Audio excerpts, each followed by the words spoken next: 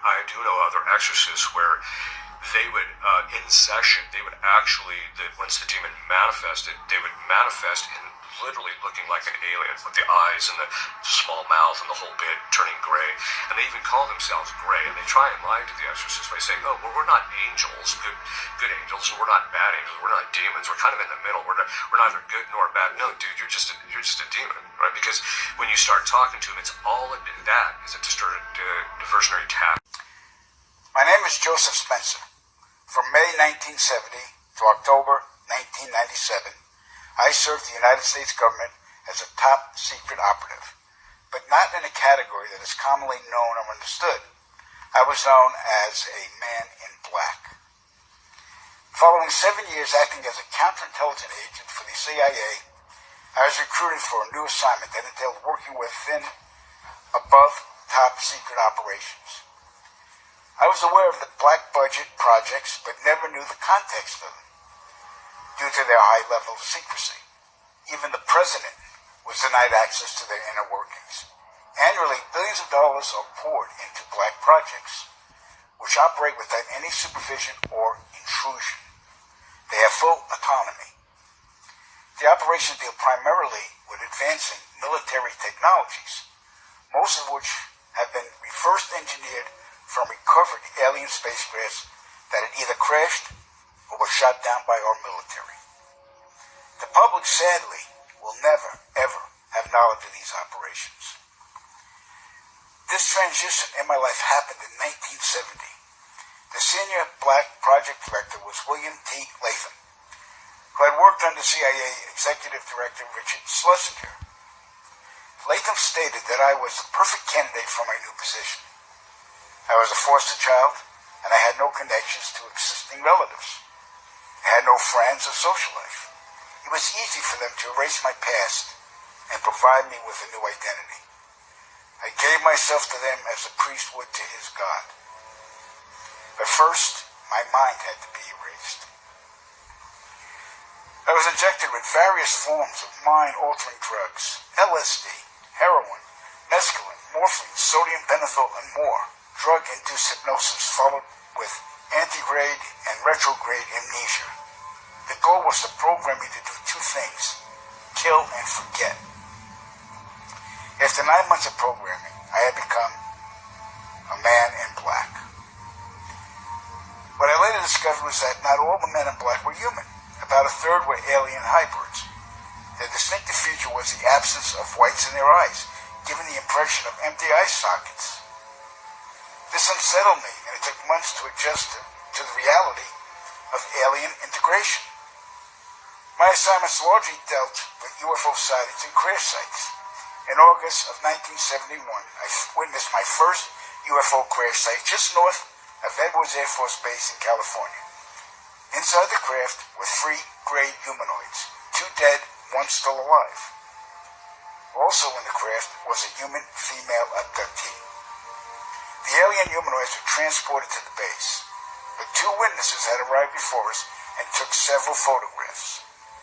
The first surrendered his camera, but the second fled. When we apprehended him, he resisted, and I was ordered to silence him, which I did. The killing of witnesses was executed with a wand that acted very much like today's taser, but the voltage from the wand would cause immediate cardiac arrest, and the victim's death would be attributed to natural causes. We silenced countless victims, not only men, but women of all ages and even teenagers. The following day, after each kill, our memories were reset so we would have no recollection of the murders. A good majority of the victims were ufologists and whistleblowers. Among the ufologists I personally silenced were Paul William Cooper, Milton Vigay, Claude Monroe, Anthony Vargas, and noted documentarian Samantha Willis. When my wand malfunctioned with Samantha, I resorted to strangulation. She fought for her life for almost 2 minutes. In recalling this act, I stared into her pleading eyes for the entire duration with absolutely no remorse, guilt, or feelings. That was how effective the mind conditioning was. And it's her face that haunts my dreams more than anyone's to this day. So they stuffed out a documentarian? Yep. Well, that's not good to hear. Yeah. All right, we're going to move on. In 1954, Dwight Eisenhower signed what's known as the Granada Treaty with the alien gray race. In exchange for shared alien technologies, the Greys were allowed to abduct a number of humans annually for medical examination. The Greys also demanded anonymity from the public. A short time later, human technology took a giant leap forward with circuit chips, fiber optics, and lasers. The Granada Treaty is still active today, but the number of human abductions has increased, despite objections from the world governments. Now, the really interesting part. Every year, at least 8 million children go missing in the world. I can attest that 1/3 of them are abducted by government operatives and transported to any one of the 1,477 underground military installations on the planet. What if I told you that these migrants are being allowed in without being vaccinated and are being bused to what we call DUMBs, deep underground military bases, never to be seen again? Would you believe me? Then imprisoned for the remainder of their lives. The children are subjected to biological and genetic experiments, dissections, and mutilations performed not by human scientists, but an alien gray species.